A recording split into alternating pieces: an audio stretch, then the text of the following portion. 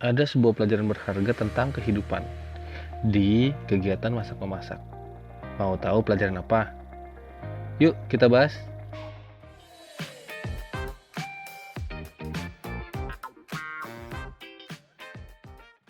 Halo teman-teman, ketemu lagi dengan gua Kien di channel Belajar Tiap Hari. Jangan lupa ya untuk terus dukung channel ini agar bisa tetap membuat video untuk kalian semua pelajari. Dengan cara like video ini, komen, dan juga subscribe channel ini. Gratis kok. Jangan lupa ya untuk nyalakan lonceng notifikasi juga, biar selalu dapat info terbaru dari channel ini. Nah, sekarang kita coba samakan pikiran dulu ya. Anggap aja kalau kegiatan masak itu adalah sebuah kehidupan. Sama seperti memasak, hidup juga adalah sebuah kegiatan. Pasti ada deh sesuatu yang dilakukan. Oke, sampai sini setuju ya? Ketika kita mau masak, pastinya kita udah tahu kan mau masak apa. Atau walaupun kita nggak tahu mau masak apa, pasti kita akan cari tahu masakan apa yang mau kita buat. Bener atau betul? Dan kehidupan kita juga sama banget. Nggak mungkin kita bisa jadi sesuatu kalau dari awal kita nggak tahu kita mau jadi apa. Nggak mungkin kan kita nggak tahu mau masak apa, tiba-tiba jadi ketoprak, tiba-tiba jadi nasi goreng. Nggak mungkin kan. Untuk masak nasi goreng atau ketoprak butuh sebuah tujuan dan perencanaan. Jadi hidup kita ini sangat amat perlu yang namanya sebuah tujuan. Mau masak apa sih kita? Alias kita mau jadi apaan sih? Nah, kalau kita udah tahu mau masak apa, misal deh ya, mau masak ketoprak, kita bisa membuat perencanaan. Beli kacang, beli tahu, beli toge, beli telur, beli bihun, beli beras, beli cabai, beli gula aren, terus kecap. Kalau ada yang kurang tambahin sendiri ya.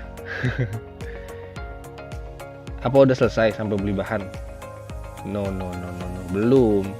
Sekarang kita harus tumbuk kacangnya, rebus telurnya, cuci dan rebus togenya, rebus bihunnya. Si beras diolah jadi lontong, tahunya digoreng, cabai sama gula aren ditumbuk. Dan setelah semua proses itu selesai, masih harus kita gabungkan di dalam piring. Dan baru deh jadi ketoprak. Balik lagi nih ke kehidupan kita.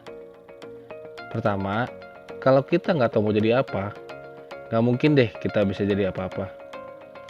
Karena nggak ada persiapan. Kedua, kalau kita udah tahu mau jadi apa, pasti dong kita membuat perencanaan sedini mungkin. Kalau dari sekarang kita udah tahu, misal ya mau jadi dokter gitu, pasti kan kita langsung cari tahu gimana caranya jadi dokter. Mau sekolah di mana, berapa lama, mau pilih spesialis apa, mau dokter hewan atau dokter manusia, mau dokter penyakit dalam atau luar, atau dokter gigi, atau dokter kulit, atau dokter umum. Dengan berbagai perencanaan dan perhitungan, baru deh kita bisa melangkah dan menuju ke arah tujuan kita. Ya, sebenarnya ada sih skenario kedua dalam memasak. Mungkin kita udah sering beli beberapa bahan dan di kulkas ada. Kita bilang mau contoh misalnya ada telur, ada bawang, ada merica, dan sebagainya. Bahan-bahan seadanya ada di kulkas. Dan setelah kita lihat bahan-bahan itu, baru deh kita mikir kita mau buat apa ya. Tapi dengan bahan seadanya ini, belum tentu kita bisa membuat makanan yang paling kita sukai. Bisa saja bahannya nggak lengkap dan harus berkreasi membuat makanan lain. Tapi ya intinya kita nggak bisa menjadi diri kita yang maksimal. Dengan tujuan di awal dan perencanaan, kita bisa mencapai hidup yang lebih maksimal. Tanpa harus di tengah-tengah jalan tiba-tiba kita bertanya, kenapa gue sampai sini ya? Dalam keadaan seperti ini, apa yang harus gue lakukan? Jalan mana yang harus gue tempuh? Ketika sampai di titik itu, kesempatan kita untuk jadi maksimal sudah berkurang jauh. Coba lihat deh orang-orang sukses di sekitar kita.